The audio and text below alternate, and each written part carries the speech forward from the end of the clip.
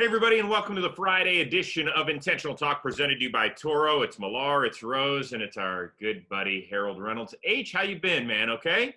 Yeah, doing good, man. Thanks for having me on. This is pretty cool. Well, we've got a couple of big shows to talk to you about that you were involved in.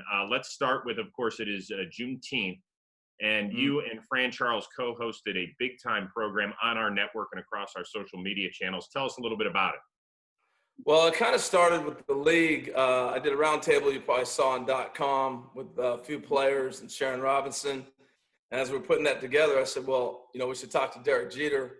He's the CEO, part owner of the club. It'd be important to hear his perspective.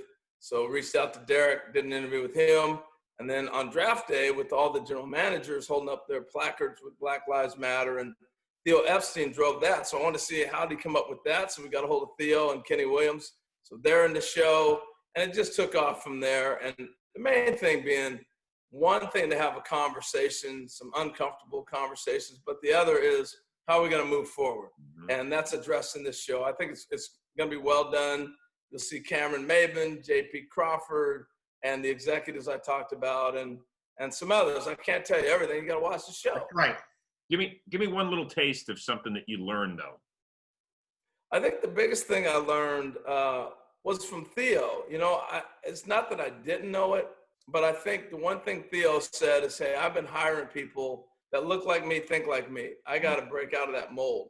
And for him to be the leader, in a sense, of spearheading this with his background and with where he came from, that's the big step, I think, moving forward, where change happens where those who are in power are able to hire and make decisions on people. And I think that's what's happening in our game.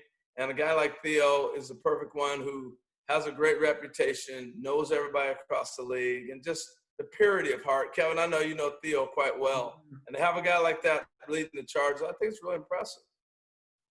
Yeah, no question about it. I think, when people are in a position of power and affect hiring practices, there's a tangible change. I think that the challenge comes on the rest of us, certainly in the white community, to, I'm not hiring people. Kevin's not hiring people. So we have to kind of look at ourselves. How can we change our thought process moving forward and inform ourselves and listen and read and watch?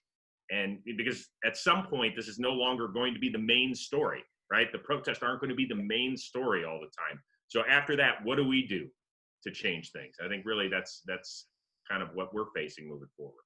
Well, I think the tough part for a lot of athletes, particularly in the sport of baseball, we have such a collective group in our game, from Latin America, from Japan, from, Korea, Australia, you're in a locker room with everybody. And I hope we get to a point where the country represents a major league locker room and how you get along. And I'll tell you a quick story that I hope we get to. When I was in American Legion, I'm playing an American Legion tournament in Sheridan, Wyoming.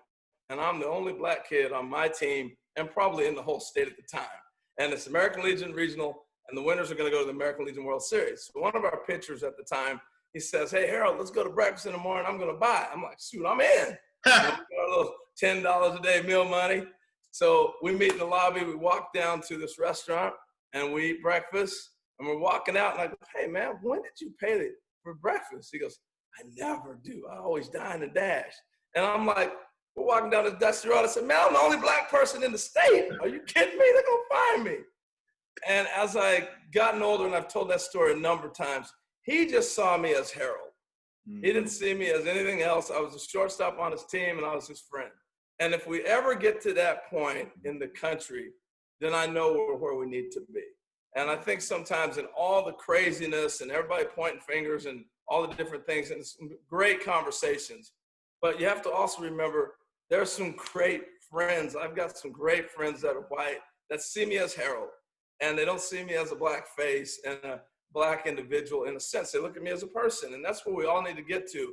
And I think sometimes in the rhetoric that we've had going on, and conversations are very important and things are going on, also don't forget those that have been good to you and that know you for who you are. And as we continue to change, we got to all continue to change and evolve. So that's been a message I think that's kind of missed that I want to continue to make sure we bring that along as well. All right. Well, thank you. We appreciate that. And we look forward to the show as well. You are also going to be a part of another show that's airing on MLB Network this weekend about the kid, Ken Griffey Jr. You were there in Seattle. You've known him a long time. Do you remember the first time you laid eyes on Ken Griffey Jr., the ball player? Oh, yeah. I mean, the #1 draft pick always gets to come to work out with the big club. And he walks in, he's got this big old afro. And he's 6'4", skinny, and he hops in the cage and starts hitting balls in the upper deck. This is a high school kid, wood bat. And we were like, who in the world is this? And that was the beginning of knowing who Junior was. That's impressive. You know, first of all, I do want to wish you an early happy Father's Day, because I know you and Kelly got a beautiful family. My man Andrew, by the way, who I need back, which is your 9-year-old back here in Texas. Last time I was with him is when Texas Chris played Oregon in the Alamo Bowl. And we had Harold and his family come out. We were on the boat. Little Andrew was 2 years old on my lap, so he's ready to drive the boat. So I'm going to need you to get back here. Happy Father's Day early. But I do want to ask you how awesome it was playing with a father-son combination, senior and junior, because that to me is the most remarkable thing in sports, to have a father and son on the same team. And I tell you what, it was so cool. And I've done a lot of these interviews now because obviously the show's coming out this weekend. But I've been telling people there's no Ken Griffey Jr. Hall of Famer if he doesn't play with his dad when he's 20. His dad taught him so much about, one, having fun. If you watch video of those two playing, they laughed, joked, they just loosened up the whole environment. We were on a losing team, and they made it fun. They turned around to be winning. And then the other thing, he took that great talent and was able to crystallize it every day with, here's how you work, here's what they're trying to do to just set you up, all those things. So I think that year of playing with his dad and the knowledge he had all those years to be able to look, I'm seeing you every day now, son, instead of a phone call. I really think took Junior to a whole nother level. How about the back-to-back, though? I mean, the back-to-back home runs as a father-son age. Talk to me about that, please. Well, Kevin, the inside story you'll see on the documentary Junior. A week earlier, Junior had senior had homered, and Junior popped up. And right then, we were all like, hey, they got a chance first time ever. So I take credit for their back-to-back because I was on first base. All right. So I get on. I'll tell you. So I get on senior homers off of Kirk McCaskill, and we come to the plate, and we're high-fiving. And as we're walking back to the dugout, I go, we could be looking at history right here. And he had never, he's locked in. He's not thinking about it. What are you talking about? Yeah. So back in the dugout, boom, Junior homers. And if you look at the clip in the show, you'll see us all sitting at the end of the dugout. And that's what we're laughing about, because his dad had never even dawned on him. And Junior was thinking about things like that all the time. The dad's just like, I'm playing big leagues with my son. This is ridiculous every day. And he was thinking about, oh, here's some cool things we can do. Well, H, you're not in your 20s anymore. You're not in your 30s anymore. But I don't care how old you are. You got your hat on backward, in part because of the kid. Did he ever try to get you to do that, like, when you were taking BP?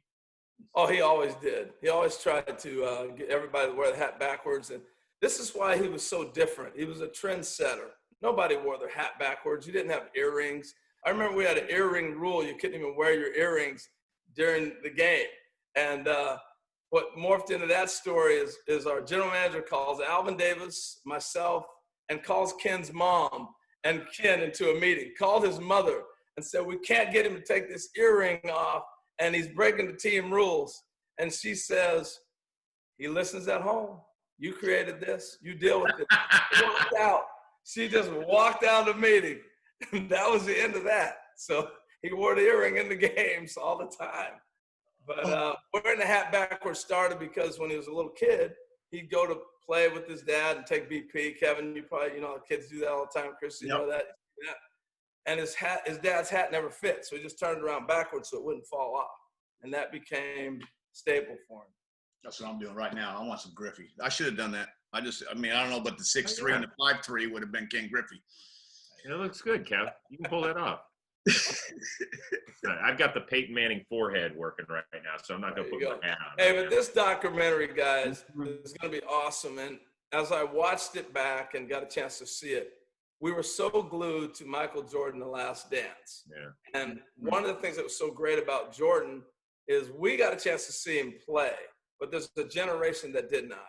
And when you watch the video of Michael Jordan, you go, man, I forgot he was so fast. Yeah. He was so explosive, unbelievable. I think this happens with Griffey. You know, I'm watching him make catches, the swing, the home runs, and plays that he makes, because you can dive into more than just a highlight clip. And you go, wow, this guy's pretty special. Awesome. We can't wait to watch it this Sunday on the network called Junior, 8 o'clock Eastern. And don't forget to check out the other program, which will open your mind and your heart and your eyes and your ears as well. H, it's always great catching up with you. Have a good Father's Day. Okay, bud? Thank you, guys. And Kevin, now you know why I don't dine and dash, man. That's it. Well, we got to get out of here. We will see everybody on Monday's IT, presented to you by Toro.